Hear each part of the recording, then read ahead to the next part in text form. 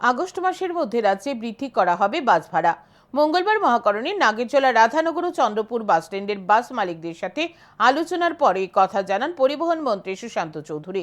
তবে তিনি এই দিন স্পষ্ট জানান, যাত্রীদের সাথে দুর্ব্যবহার ও যাত্রীদের হেনস্থা করা কোনোভাবে মেনে নেওয়া হবে না। এই ধরনের অভিযোগ আসলে নেওয়া হবে কঠোর ব্যবস্থা। রাজ্যে দীর্ঘদিন ধরে সরকারিভাবে বাস ভাড়া বৃদ্ধি করা হয়নি, কিন্তু জ্বালানির মূল্য আগের তুলনায় অনেকটা বৃদ্ধি পেয়েছে। এই পরিস্থিতির মধ্যে দাঁড়িয়ে বাস মালিকরা বাস চালিয়ে লাভের মুখ দেখছেন না।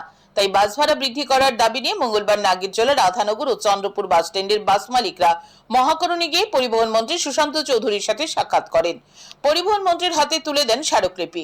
একই সাথে বর্তমান পরিস্থিতির মধ্যে দাঁড়িয়ে বাস ভাড়া বৃদ্ধি করার দাবি জানান। বাস মালিকদের সাথে আলোচনার পর মন্ত্রী সুশান্ত চৌধুরী জানান, বাস মালিকরা বাস ভাড়া বৃদ্ধির দাবি জানিয়েছেন, কারণ আগের তুলনায় জ্বালানির মূল্য বৃদ্ধি পেয়েছে। তাই সহসায় বাস ভাড়া বৃদ্ধির বিষয়টি বিচার বিবেচনা করে কত শতাংশ ভাড়া বৃদ্ধি করা যায় তা ঠিক করার জন্য সহসাই পরিবহন দপ্তরের আধিকারিকদের নিয়ে একটি কমিটি গঠন করে দেওয়া হবে।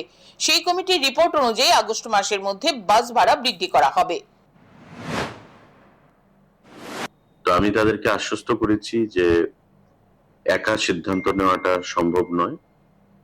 খুব শীঘ্রই আমি 2-1 দিনের মধ্যে একটা কমিটি গঠন করে দেব পরিবহন দপ্তরের আধিকারিকদেরকে নিয়ে, এবং সেই কমিটির একটা রিকমেন্ডেশন আমরা চাইব যে কতটুকু পার্সেন্টেজ সেই ভাড়া বৃদ্ধি হলে যেটা মানুষেরও অসুবিধা হবে না বা তাদেরও চলতে অসুবিধার মধ্যে পড়তে হবে না। কারণ সকলের স্বার্থটাই আমাদের সুরক্ষিত করতে হবে, জনগণের স্বার্থ করতে হবে, বাস ওনার যারা সিন্ডিকেট রয়েছে বাস মালিক পক্ষ তাদের স্বার্থটাও আমাদের সুরক্ষিত করতে হবে। পরিবহন মন্ত্রী এদিন যান চালকদের স্পষ্ট বার্তা দেন, যাত্রীদের সাথে দুর্ব্যবহার কিংবা যাত্রীদের হেনস্থা করা কোনোভাবে মেনে নেওয়া হবে না। কোনো অভিযোগ আসলে কঠোর ব্যবস্থা গ্রহণ করা হবে।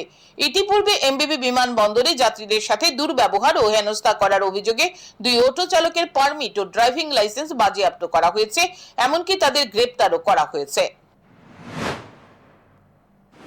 পাবলিকের সাফারিংস হবে বা পাবলিক হয়রানির শিকার হবে কোনো গাড়ির ড্রাইভার বা সিন্ডিকেটের কারোর দ্বারা, এটা কোনোভাবেই সরকার বা দপ্তর বা আমি বরদাস্ত করব না। এবং মাননীয় মুখ্যমন্ত্রীও আমার কাছ থেকে বিষয়টা জানতে চেয়েছেন এবং পরিষ্কারভাবে উনি বলেছেন কঠোর থেকে কঠোরতম সিদ্ধান্ত গ্রহণ করতে উনি পাশে রয়েছেন। তো স্বাভাবিকভাবেই মাননীয় মুখ্যমন্ত্রী এই জিনিসগুলোকে প্রশ্রয় দেন না, দেবেন না, আর আমি মন্ত্রী হিসেবে কখনোই সেগুলোকে প্রশ্রয় দেব না। বর্তমানে দ্রব্যমূল্য বৃদ্ধির বাজারে এমনিতেই নাজেহাল অবস্থা সাধারণ খেটে খাওয়া মানুষের। তার উপর বাস ভাড়া বৃদ্ধি করা হলে তার প্রভাব যে সাধারণ মানুষের উপর পড়বে তা বলার অপেক্ষা রাখে না। সবচেয়ে বড় বিষয়, সরকারিভাবে আগরতলা থেকে ধর্মনগর বাস ভাড়া যদি 115 টাকা নির্ধারণ করা হয়, দেখা যায় বাস চালকরা যাত্রীদের কাছ থেকে খুচরো টাকা নেই বলে 115 টাকার জায়গায় 120 টাকা নিয়ে যায়। বিগত দিনেও এমনটা হয়েছে। যাচাই করলে দেখা যাবে বর্তমান সময়েও বাস মালিকরা যাত্রীদের কাছ থেকে ন্যায্য ভাড়ার চাইতে 2 কিংবা 4 টাকা করে বেশি ভাড়া নিয়ে যাচ্ছে।